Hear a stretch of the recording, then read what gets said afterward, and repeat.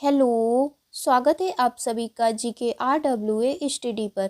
मेरा नाम निधि। आज के वीडियो में हम डिस्कस करने वाले हैं हिंदी के टॉप 30 ऐसे क्वेश्चन आंसर जो कि सभी परीक्षाओं के लिए महत्वपूर्ण रहेंगे।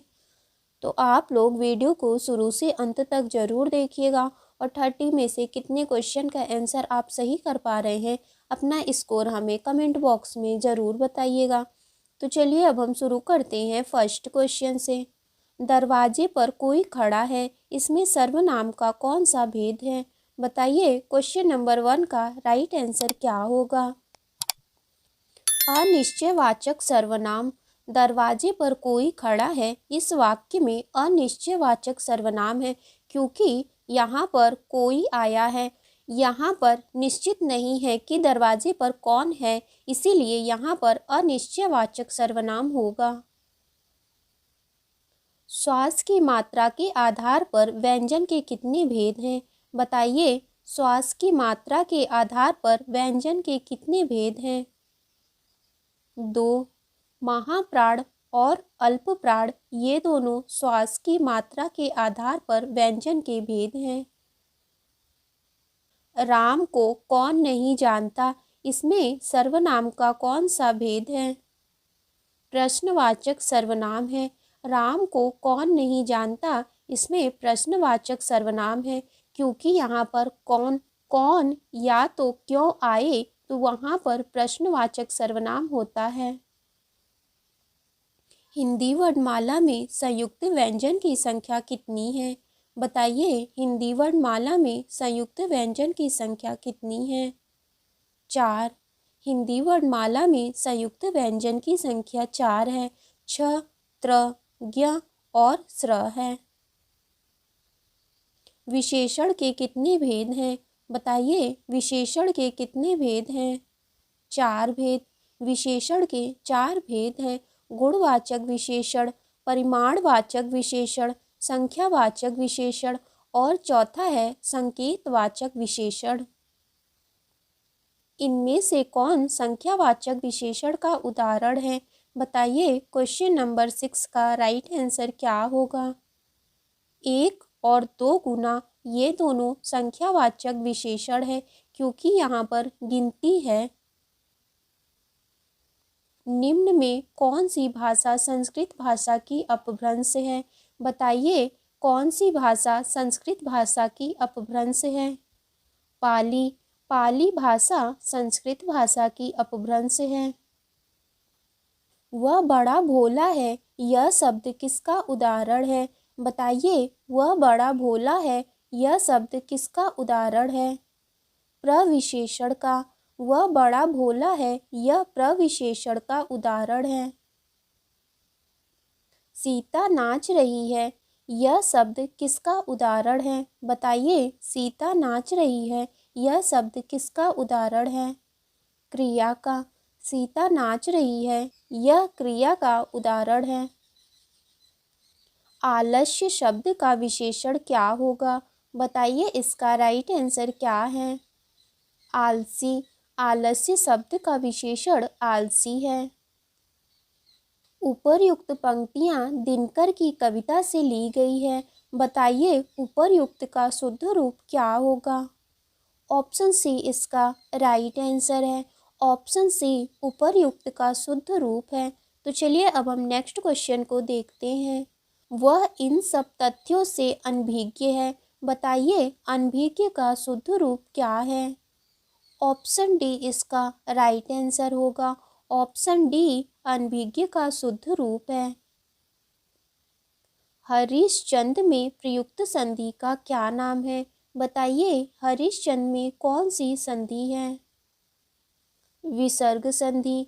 हरिश्चंद्र में विसर्ग संधि है और इसका संधि विच्छेद होगा हरि धन चंद्र। उल्लेख का सही संधि विच्छेद क्या है? बताइए उल्लेख का सही संधि विच्छेद क्या होगा? उत्धन लेख। उत्धन लेख उल्लेख का सही संधि विच्छेद है और इसमें व्यंजन संधि है। सत्याग्रह में प्रयुक्त संधि का क्या नाम है? बताइए सत्याग्रह में कौन सी संधि है? दीर्घ स्वर संधि। सत्याग्रह में दीर्घ स्वर संधि है और इसका संधि विच्छेद होगा सत्य धन आग्रह। आगे नाथ न पीछे पगहा का क्या अर्थ है? बताइए इसका राइट आंसर क्या होगा? पूर्ण स्वतंत्र।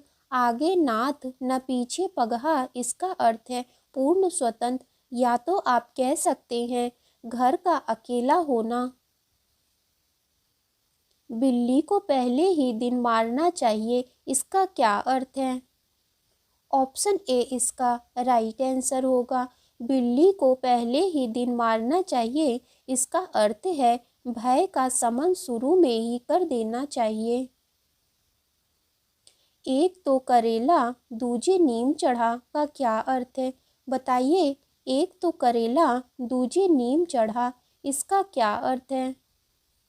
ऑप्शन ए इसका राइट आंसर होगा। एक तो अकेला दूजे नीम चढ़ा, इसका अर्थ है बुरे का और बुरे के संग होना। देश प्रेम में कौन सा समास है? बताइए देश प्रेम में कौन सा समास है? तत्पुरुष समास। देश प्रेम में तत्पुरुष समास है और इसका समास विग्रह होगा देश के लिए प्रेम। गौशाला में कौन सा समास है? बताइए गौशाला में कौन सा समास है? तत्पुरुष समास। गौशाला में संप्रदान तत्पुरुष समास है और इसका समास विग्रह होगा गौ के लिए शाला। नवग्रह में कौन सा समास है? बताइए नवग्रह में कौन सा समास है?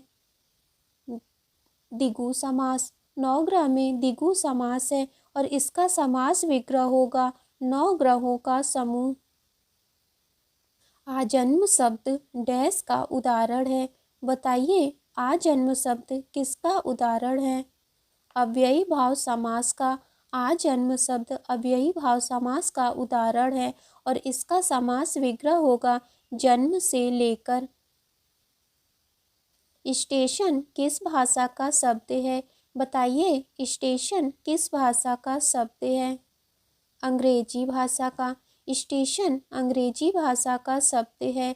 स्टेशन, ऑफिस, रेल, स्कूटर ये सभी अंग्रेजी भाषा के शब्द हैं।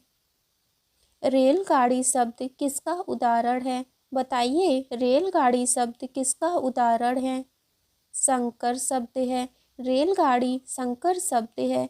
संकर शब्द दो या दो से अधिक शब्दों से मिलकर बना होता है, जैसे रेलगाड़ी। रेलगाड़ी में रेल अंग्रेजी शब्द है और गाड़ी हिंदी शब्द है।